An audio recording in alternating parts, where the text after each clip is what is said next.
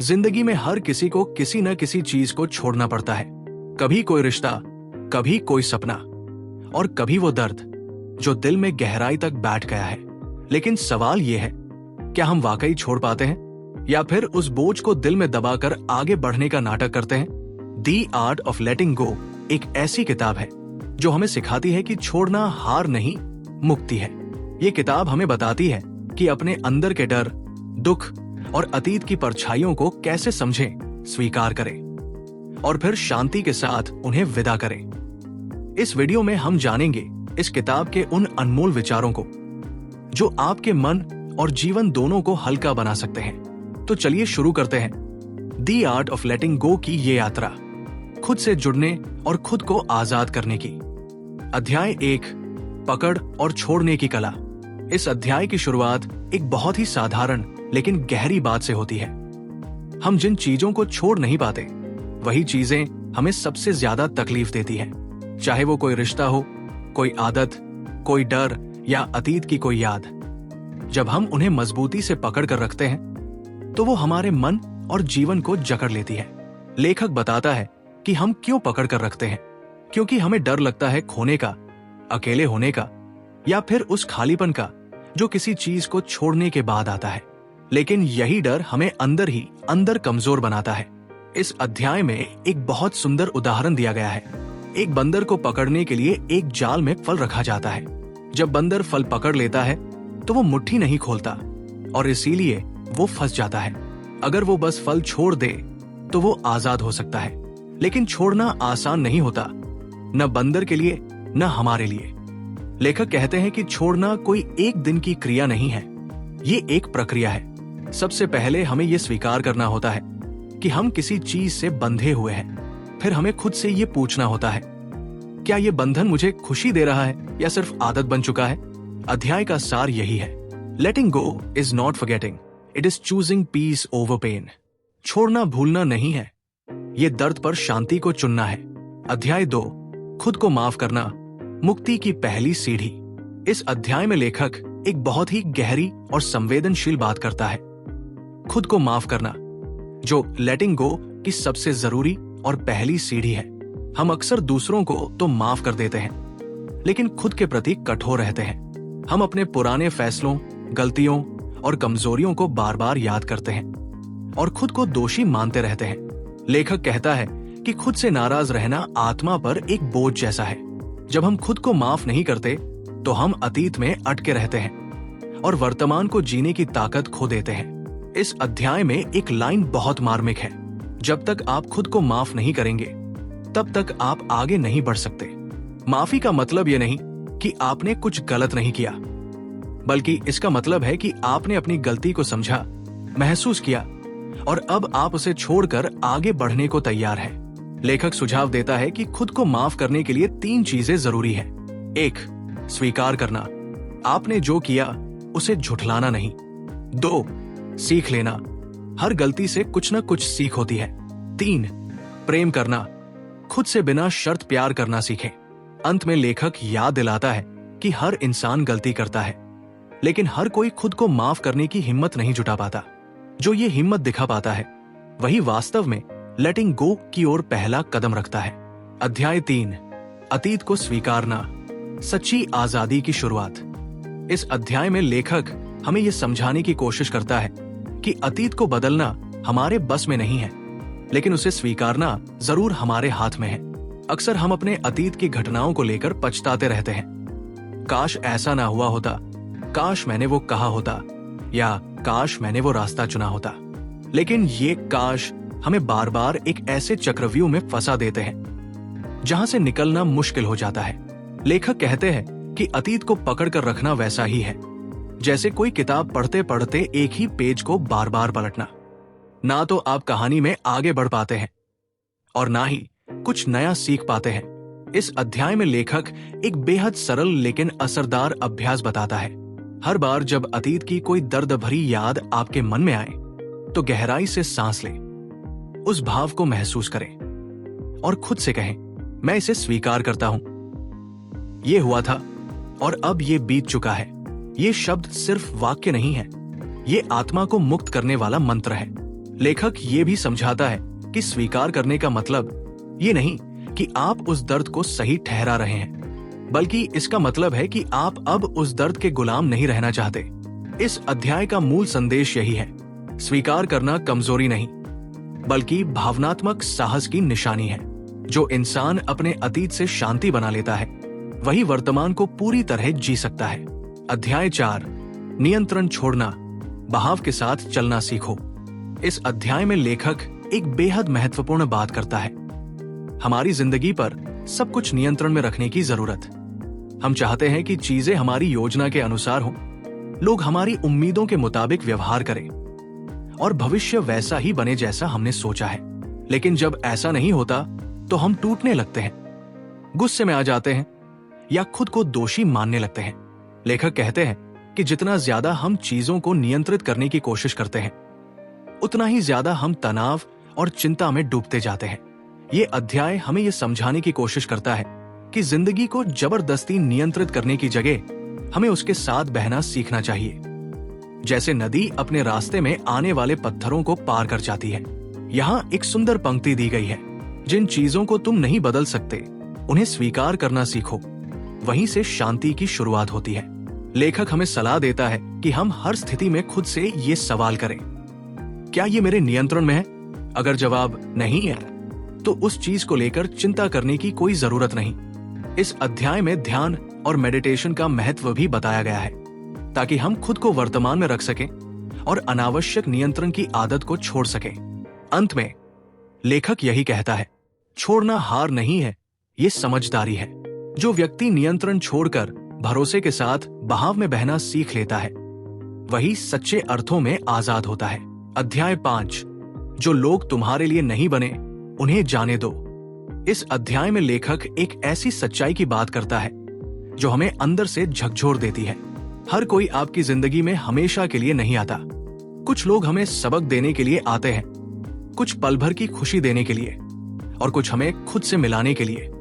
अक्सर हम उन लोगों से चिपके रहते हैं जो अब हमारी जिंदगी में खुशियां नहीं, बल्कि खालीपन और तकलीफ छोड़ते हैं। हम रिश्तों में बदलाव को स्वीकार नहीं कर पाते, क्योंकि हमें डर होता है अकेले रहने का, टूटने का, या फिर किसी अपने को खो देने का।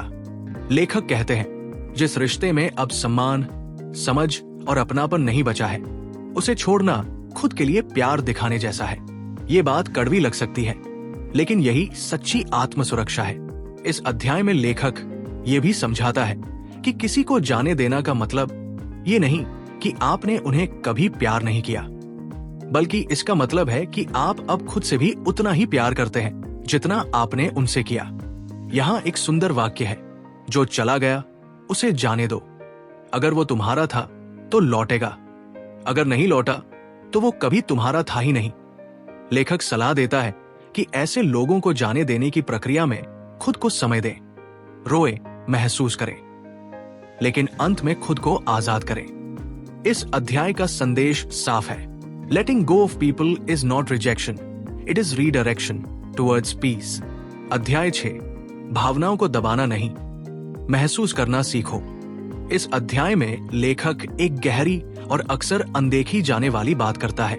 हम दर्द, गुस्से, उदासी या डर जैसी नकारात्मक भावनाओं को दबाते रहते हैं, क्योंकि हमें लगता है कि उन्हें महसूस करना हमारी कमजोरी है। हम मुस्कुराने का नाटक करते हैं, खुश दिखने की कोशिश करते हैं, लेकिन अंदर ही अंदर टूटते जाते हैं। लेखक साफ शब्दों में कहता है, जो महसूस नहीं किया जाता वो छोड़ा नहीं जा सकता। अगर आप अपने अंदर की भावनाओं को दबाते रहेंगे तो वो एक दिन विस्फोट की तरह बाहर आएंगी, और तब तक वो आपको भीतर ही भीतर खोखला कर चुकी होंगी।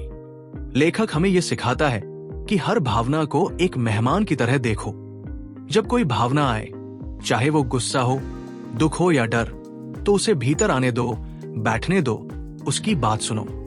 उसे दबाओ मत, बहाओ मत, बस ऑब्जर्व करो पूरी अवेयरनेस के साथ। ये अध्याय बताता है कि जब हम किसी भावना को पूरा महसूस करते हैं तो वो धीरे धीरे खुद ही शांत हो जाती है। और यही प्रक्रिया है लेटिंग गो की। ना लड़ाई, ना भागना, सिर्फ गहराई से देखना और महसूस करना। यहाँ एक पंक्ति बहुत प्रभावशाली है, फीलिंग इज हीलिंग, यानी जो भावनाएं महसूस की जाती है वही धीरे धीरे उपचार बन जाती है। अध्याय का अंत इस सीख के साथ होता है, जो भी तुम अपने अंदर दबाकर रखते हो वो तुम्हें ही बांधता है, और जो भी तुम पूरी तरह महसूस करते हो वही तुम्हें मुक्त करता है। अध्याय 7, अपने आप से दोस्ती करो, अकेलेपन में अपनापन ढूंढो। इस अध्याय में लेखक हमें अकेलेपन और अपने साथ होने के बीच के फर्क को समझाने की कोशिश करता है। अक्सर जब हम किसी को छोड़ते हैं या कुछ पीछे छोड़ते हैं तो हमारे जीवन में एक खालीपन आता है।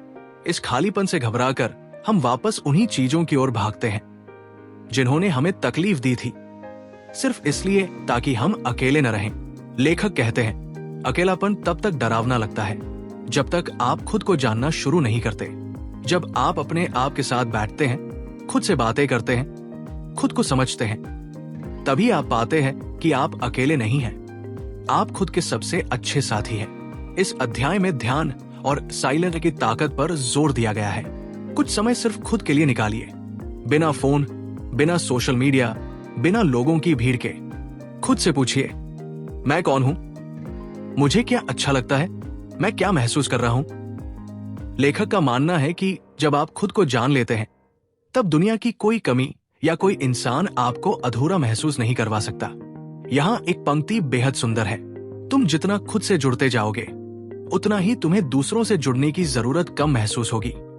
अंत में लेखक ये सिखाता है कि लेटिंग गो का एक बड़ा हिस्सा है अपने साथ दोस्ती करना, ताकि जब आप किसी को छोड़े तो खालीपन नहीं बल्कि आत्मा की पूरी उपस्थिति महसूस हो। अध्याय 8, बदलाव को स्वीकार करो, हर अंत एक नई शुरुआत है। इस अध्याय में लेखक जोर देता है कि बदलाव जीवन का सबसे स्थायी सच है, फिर भी हम सबसे ज्यादा उसी से डरते हैं। चाहे कोई रिश्ता टूटे, नौकरी छूटे, कोई सपना अधूरा रह जाए, हम अक्सर इस बदलाव को अंत मानते हैं और वही रुक जाते हैं। लेकिन लेखक कहते हैं, हर अंत एक नए अध्याय की शुरुआत होती है अगर तुम उसे अपनाने की हिम्मत रखते हो। हम तब तक पीड़ा में रहते हैं जब तक हम बीते हुए को पकड़कर बैठे रहते हैं। बदलाव तभी दर्द देता है जब हम उसे रोकने की कोशिश करते हैं, लेकिन जैसे ही हम उसे अपनाते हैं वही बदलाव हमें नया रास्ता दिखाता है। इस अध्याय में एक गहरी बात कही गई है, आपका जीवन ठहरा हुआ पानी नहीं है, ये बहती हुई नदी है। अगर आप बहाव को रोकने की कोशिश करेंगे तो घुटन होगी, अगर आप साथ बहेंगे तो आजादी मिलेगी। लेखक हमें यह समझाने की कोशिश करता है कि लेटिंग गो का मतलब सिर्फ खोना नहीं है, बल्कि खुद को फिर से गढ़ना, नए रूप में ढालना और अपने भीतर की ताकत को पहचानना भी है। वो सलाह देता है कि हम हर बदलाव को एक सवाल की तरह देखें, अब मेरे जीवन में मुझे क्या नया सीखना है। अंत में एक प्रेरणादायक पंक्ति है, बदलाव को गले लगाओ, क्योंकि तुम तब तक नहीं उड़ सकते जब तक तुम पुराने पंख छोड़ने को तैयार ना हो। अध्याय 9, अंदर की शांति, सबसे बड़ी आजादी। इस अंतिम अध्याय में लेखक लेटिंग गो की यात्रा का सार बताते हैं कि ये प्रक्रिया अंततः हमें भीतर की शांति की ओर ले जाती है। हम जीवन में बहुत कुछ पाना चाहते हैं, पैसा, रिश्ते, पहचान, सफलता, लेकिन ये सब पाने के बाद भी अगर अंदर अशांति है तो सब अधूरा लगता है। लेखक कहते हैं, सच्चा सुख बाहर नहीं भीतर होता है, और वो तभी मिलता है जब हम अपने भीतर के संघर्षों को छोड़ना सीखते हैं। ये अध्याय हमें ध्यान, मेडिटेशन, मौन, साइलेंस और स्वीकृति, एक्सेप्टेंस की शक्ति से परिचित कराता है। लेखक बताते हैं कि जब हम बार बार बीते कल को नहीं दोहराते, जब हम आने वाले कल की चिंता नहीं करते और जब हम वर्तमान क्षण को पूरी तरह जीते हैं, तभी शांति हमारे जीवन में उतरती है।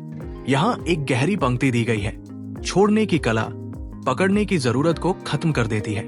यानी जब हम भीतर से संतुष्ट होते हैं तो बाहर कुछ भी हमें परेशान नहीं कर पाता। लेखक अंत में हमें 3 सूत्र देते हैं शांति पाने के लिए। 1, स्वीकार करो, जैसा है उसे वैसा ही मानो। 2, माफ करो, खुद को और दूसरों को। 3, विश्वास रखो, हर चीज सही समय पर ठीक हो जाएगी। अध्याय का समापन इस विचार से होता है, लेटिंग गो कोई एक कदम नहीं बल्कि जीवन जीने का तरीका है, और यही तरीका हमें भीतर से मुक्त करता है। दोस्तों, आज हमने जाना कि कैसे हमें जिंदगी में जो कुछ भी हमें बोझ और दर्द देता है उसे छोड़ना सीखना चाहिए। लेटिंग गो सिर्फ हार मानना नहीं, बल्कि खुद को आजाद करने की सबसे बड़ी ताकत है। जब हम अपने अतीत, अपने गलत रिश्ते, अपने अंदर के डर और दुख को छोड़ देते हैं, तो हम खुद के लिए एक नई शुरुआत करते हैं। ये शुरुआत होती है शांति, खुशी और सच्ची आजादी की। अगर आपको ये वीडियो पसंद आया हो तो इसे लाइक और शेयर जरूर करें। ऐसे ही और किताबों की समरीज और जिंदगी को बेहतर बनाने वाली बातें जानने के लिए हमारे चैनल को सब्सक्राइब करें। नीचे कमेंट में बताइए कि आप किस किताब की समरी या कौन से टॉपिक पर वीडियो देखना चाहते हैं। मैं आपकी बातों का इंतजार करूंगा। धन्यवाद।